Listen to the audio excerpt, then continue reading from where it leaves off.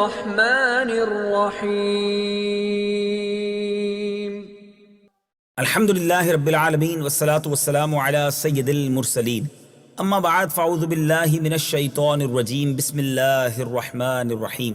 الصلاة والسلام علیکہ یا رسول اللہ وعلی آلک واصحابک یا حبیب اللہ، الصلاة والسلام علیکہ یا نبی اللہ وعلی آلک واصحابک یا نور اللہ۔ میٹھے میٹھے اسلامی بھائیوں اور مدنی چینل کے ناظرین، سلسلہ ہے ایک قصہ ہے قرآن سے کے ذریعے بہت زبردست سبق بھی لینا ہے۔ بہت سے لوگ بہت لوگوں کا مذاق اڑاتے ہیں، دل آزاریاں کرتے ہیں۔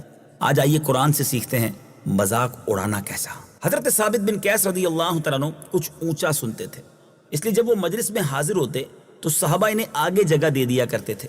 ایک دن جب وہ دربار رسالت صلی اللہ تعالیٰ علیہ وسلم میں آئے تو مجلس پر ہو چکی تھی، لیکن وہ لوگوں کو ہٹاتے ہوئے نبی پاک علیہ الصلوۃ والسلام کے قریب پہنچ گئے، مگر پھر بھی ایک آدمی ان کے اور نبی پاک کے درمیان رہ گیا۔ حضرت ثابت بن قیس نے ان کو بھی ہٹانا چاہا، لیکن وہ شخص اپنی جگہ سے بالکل نہیں ہٹا۔ تو حضرت ثابت بن قیس رضی اللہ تعالیٰ عنہ نے غصے میں بھر کر پوچھا کہ تم کون ہو؟ تو شخص نے کہا میں فلاں آدمی ہوں۔ سن کر حضرت ثابت بن قیس رضی اللہ تعالیٰ عنہ نے حقارت کے لہجے میں کہا اچھا تو فلانی عورت کا لڑکا ہے؟ یہ سن کر اس شخص نے شرمندہ ہو کر سر جھکا لیا، اس کو بڑی تکلیف ہوئی۔ حضرت ضحاک سے منقول ہے کہ قبیلہ بنی تمیم کے کچھ لوگ بہترین پوشاک پہن کر بصورت وفد پیارے آقا علیہ الصلوۃ والسلام کی بارگاہ میں آئے۔ جب ان لوگوں نے اصحاب صفہ کے غریب و مفلس مسلمانوں کو فرسودہ حال دیکھا تو ان کا مذاق اڑانے لگے کہ حضرت انس رضی اللہ تعالیٰ عنہ نے فرمایا کہ حضرت عائشہ رضی اللہ تعالیٰ عنہا نے حضرت ام المومنین بی بی صفیہ رضی اللہ تعالیٰ عنہا کو ایک دن یہودیہ کہہ دیا تھا، جس سے ان کو بہت رنج و صدمہ ہوا۔ جب نبی پاک علیہ الصلوۃ والسلام کو معلوم ہوا تو حضرت بی بی عائشہ رضی اللہ تعالیٰ عنہا پر وہ بہت زیادہ انہوں نے ناراضگی کا اظہار فرمایا، اور حضرت بی بی صفیہ کی دل جوئی کے لیے فرمایا تم ایک نبی یعنی حضرت ہارون علیہ الصلوۃ والسلام کی اولاد میں ہو، اور تمہارے چچاؤں میں بھی ایک نبی حضرت موسیٰ علیہ السلام ہیں، اور تم ایک نبی کی بیوی بھی ہو یعنی میری زوجہ ہو۔ اس موقع پر ان آیات کا نزول ہوا۔ بہرحال وہ آیات کون سی ہیں آئیے سنتے ہیں۔ يا أيها الذين آمنوا لا يسخر قوم من قوم عسى أن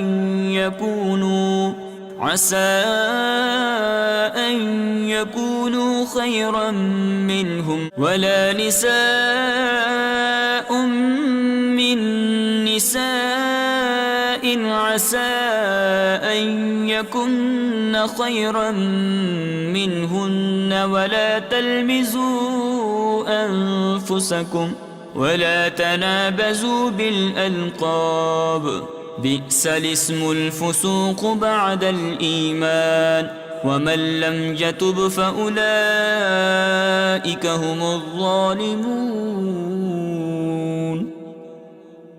اے ایمان والوں، مرد دوسرے مردوں پر نہ ہنسیں، ہو سکتا ہے کہ وہ ان ہنسنے والوں سے بہتر ہوں، اور نہ عورتیں دوسری عورتوں پر ہنسیں، ہو سکتا ہے کہ وہ ان ہنسنے والیوں سے بہتر ہوں، اور آپس میں کسی کو طعنہ نہ دو اور ایک دوسرے کے برے نام نہ رکھو۔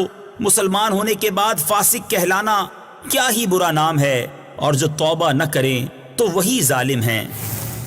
قرآن کریم کی ان چمکتی ہوئی آیتوں کو سنیے، عبرت حاصل کیجیے کہ اس زمانے میں جو ایک فاسقانہ اور سراسر مجرمانہ رواج نکل پڑا ہے کہ لوگ غریبوں کا مذاق اڑاتے ہیں، دل آزاریاں کرتے ہیں، برادری کی بنیاد پر، اونچے خاندان کی بنیاد پر، میرا گھر بڑا تمہارا گھر چھوٹا، میرا خاندان بڑا تمہارا خاندان چھوٹا، اسٹیٹس کی بنیاد پر دوسروں کو ذلیل کرتے ہیں۔ بلکہ بعض اوقات کسی کے اندر کوئی ایسا نقص ہو جائے، کوئی بیچارہ کا رنگ کالا ہو، کسی کے اندر قد چھوٹا ہو جائے، قد لمبا ہو جائے، جسم موٹا ہو جائے، ایک آدھ آنکھ کم ہو، ہاتھ پیر میں کوئی خامی رہ جائے تو اس کا مذاق اڑاتے ہیں۔ حالانکہ سوچئے اگر آپ کے سامنے کوئی شخص ایسا ہے جس میں کوئی کمزوری ہے تو آپ کو تو اسے دیکھ کر اللہ کا شکر ادا کرنا چاہیے کہ مالک تیری مہربانی، مجھے پورا صحت مند بنایا اور مجھے اس عیب میں مبتلا نہیں کیا، بجائے اس کے اس کا مذاق اڑایا جائے، دل آزاری کی جائے۔ یہ سخت اللہ کو ناراض کرنے والا کام ہے۔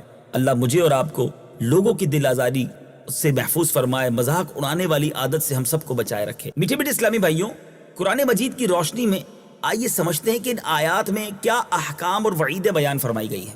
نمبر 1، کوئی قوم کسی قوم کا مذاق نہ اڑائے۔ ہو سکتا ہے کہ جن کا مذاق اڑا رہے ہیں وہ مذاق اڑانے والوں سے دنیا اور آخرت میں بہتر ہوں۔